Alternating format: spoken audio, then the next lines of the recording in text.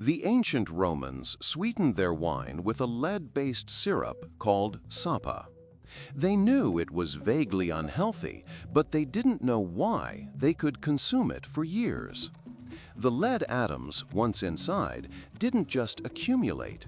They were met by an ancient chemical defense system. This system is an enormous family of enzymes working silently in your liver.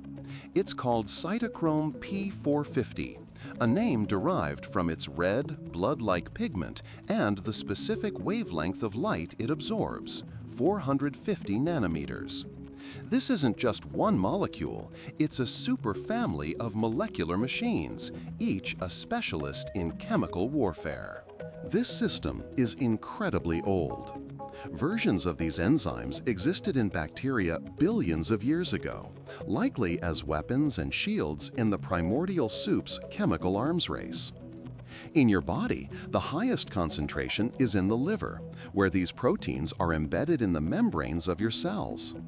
Their core mission is to take unfamiliar, fat-soluble chemicals called xenobiotics and make them water-soluble. Because if something is water-soluble, your kidneys can grab it and flush it out. It does this with a trick that is both elegant and alarmingly risky. This first step is called Phase 1 metabolism. The P450 enzyme grabs the foreign molecule and, with astonishing precision, snaps an oxygen atom onto it. This process, hydroxylation, essentially adds a chemical handle to a previously smooth, unreactive molecule. But here's the counterintuitive part. Adding this reactive handle often makes the poison more toxic and unstable than it was before.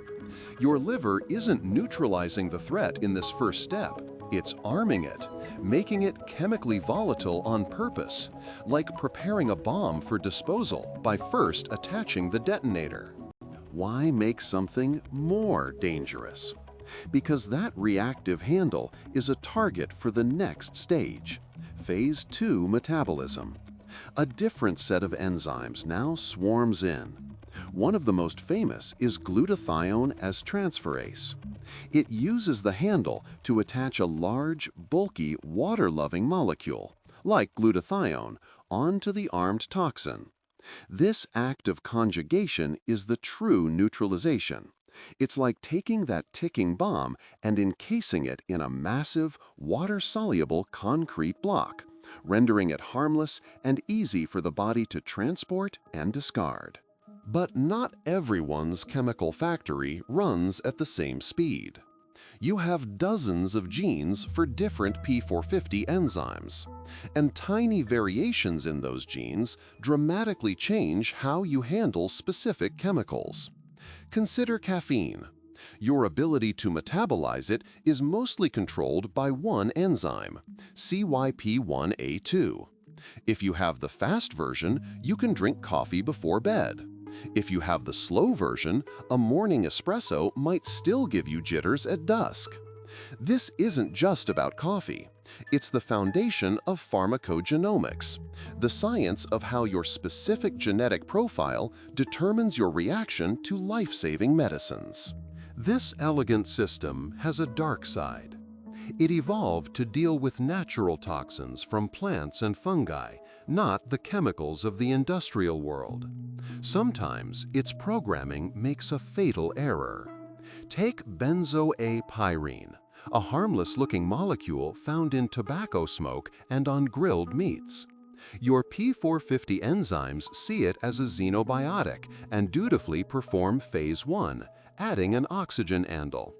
But this specific modification turns the inert molecule into a hyperreactive carcinogen that can bind directly to your DNA, causing mutations. The shield becomes the sword. The liver might be the command center, but this chemical shield is everywhere. The cells lining your gut contain their own P450 enzymes, forming a first line of defense against things you eat before they even reach the liver. Your lungs have them, battling pollutants with every breath you take. Even the tissues deep inside your nose have a specialized set of these enzymes, trying to disarm inhaled chemicals. It's a distributed, multi-layered defense network, constantly sampling and neutralizing the chemical world you move through. Ultimately, your liver's detoxification system is a living library of solutions to ancient problems. It's a record of every toxic plant our ancestors ate, every forest fire they breathed through. But a library is only as good as the books it contains.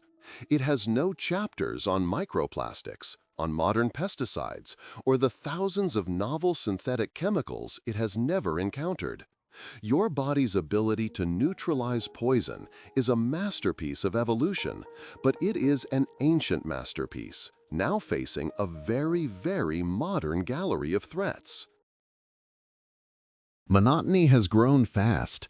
Nearly 2,700 people have watched in the last few weeks, yet less than 0.03% are subscribed. It would mean a lot if you joined by hitting subscribe. And again, thanks for watching.